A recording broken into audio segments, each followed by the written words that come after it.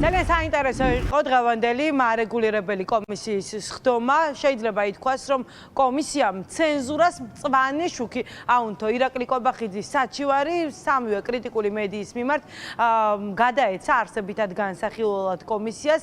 საჩივართან დაკავშირებით მსჯელობა დაიწყება. 19-ში პროცესი უკვე ჩაინიშნა. პირველ შემთხვევაში 14 საინფორმაციო გამოშვების ჩანაწერი აქვს გასაჩივრებული და ასევე 5 ქარდი კობახიძის მიერ გამოგზავნილ იურისტმა დღეს თავად ვერ გამიჯდა ფაქტი და შეფასება. ის დღეს ირწმუნებოდა რა იყო სწორი და რა იყო არასწორი და რა მოეწონებოდა ბიძინა ივანიშვილს, რა ტერმინოლოგიით უნდა მოგვეხსენიებია საგამოძიებო კომისია, პარლამენტი თუ საქალაქო სასამართლოს მოსამართლეები.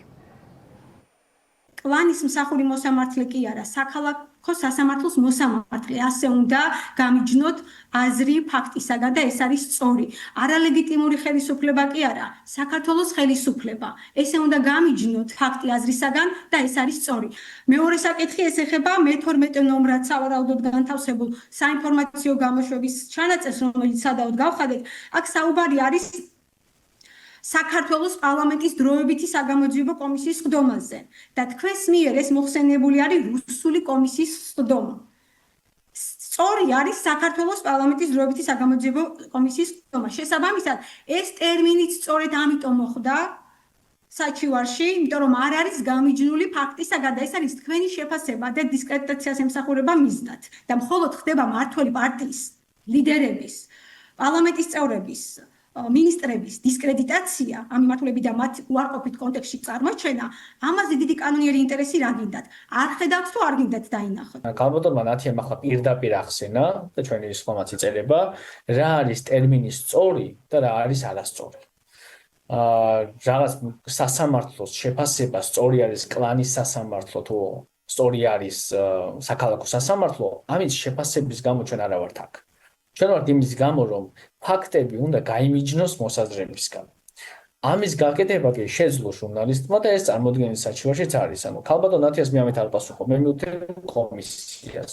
როდესაც გადაწყვეტილებას მიიღებთ დასაშევობის საკითხში, თქვენ არ უნდა გადაწყვიტოთ ის საკითხი სწორი რომელი ტერმინია და სწორად როგორ გამოიყენა ეს ჟურნალისტმა. ჟურნალისტი დემოკრატიულ ქვეყანაში ეს არ არის უბრალოდ ინფორმაციის გადამცემი, ის არის საზოგადოებრივი სინდისი, დემოკრატიის მუხტი, რომელიც ხმამაღლა აფიქსირებს არა მხოლოდ ფაქტებს, არამედ იმ ღირებულებებსაც, რომლებიც საზოგადოებას აერთიანებს. ახალი ამბების წამყვანი არ არის რობოტი, ის არის მოქალაქე, რომელსაც აქვს პოზიცია, დამოკიდებულება და პასუხისმგებლობა. იმის მტკიცება, რომ ახალი ამბების დროს ჟურნალისტმა მხოლოდ ფაქტებზე ილაპარაკოს და აზრი გამოხატოს მხოლოდ ლიცენზიით ან ცენზურების ნებართვით, ეს ნიშნავს, რომ მედიას ვაბრუნებთ საბჭოთა ჩარჩოებში, სადაც სიმართლე მხოლოდ ოფიციალური ბიულეტენით ისმოდა.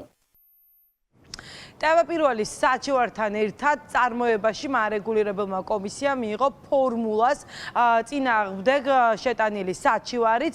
დღეს ტელეკომპანია ფორმულას იურისტი უხსნიდა კომისიის წევრებს, რომ ქართულ ოცნებას შეეძლო ნებისმიერ სიტყვაზე შეეტანა საჩივარი კრიტიკული მედიის წინააღმდეგ და ამასთან ერთად იურისტი ყურადღებას ამახვილებდა იმაზე, რომ ეს არის ცენზურა, მედიის შეზღუდვა და არ შეიძლებოდა, რომ კომისიის წევრებს პრეცედენტი დაეშვათ, რადგან შემდგომ უკვე რთული იქნებოდა გაკონტროლება ბიძინა ივანიშვილის გუნდის წევრების, რადგან ნებისმიერ რამეზე შეიძლება ისინი გამოეკიდონ ჟურნალისტებს და წამყვანებს. სხვათა შორის კომისიის წევრებმა დღეს არ დამალეს, რომ შესაძლოა მათაც არ მოსწონდეთ მსგავსი საჩივრების განხილვა, თუმცა ამ განხილვას კანონი ავალდებულებს მარეგულირებელ კომისიას.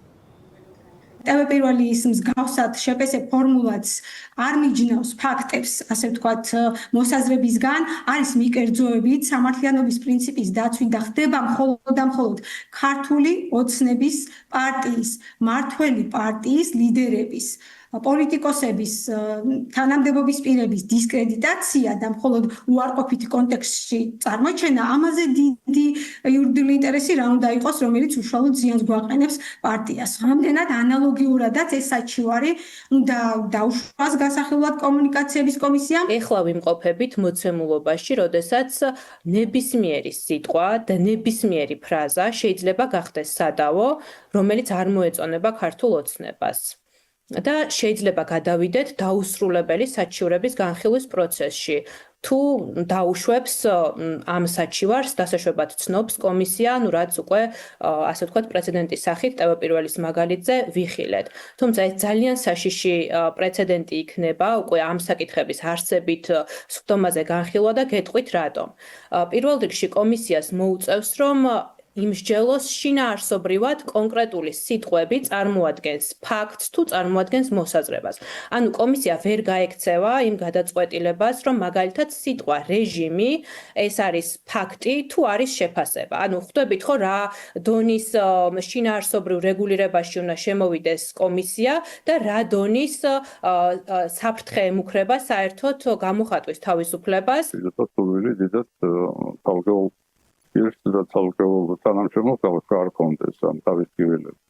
მაგრამ ეს არის ძელი კანონისმიერი ვალდებულება და პასუხისმგებლობა, რომ მოგვიწევს ამ თავისუფლების გათვალისწინებით ჩამოყალიბება, როგორც თქვენ ახსენეთ, პრაქტიკის მათ შორის ევროპული სასამართლო პრაქტიკის მთავარი არხის წინააღმდეგ შეტანილ სარჩელზეც იმსჯელა დღეს მარეგულირებელმა კომისიამ. მთავარი არხის წარმომადგენლები ამ სხდომას არ ესწრებოდნენ. 19 ივნისს ჩაინიშნა სამივე ტელეკომპანიის სარჩელთან დაკავშირებით მსჯელობა. სწორედ მათ წინააღმდეგ აქვს შეტანილი ირაკლი კობახიძის სარჩელი. მას არ მოსწონს ის ტერმინოლოგია, რა ტერმინოლოგიითაც ჟურნალისტები და ახალი ამბების წამყვანები საუბრობენ. არსებითი განხილვა 19-ში დაიწყება ამ საქმესთან დაკავშირებით და შემდგომ უკვე გახდება მარეგულირებელი კომისიის ვერდიქტი.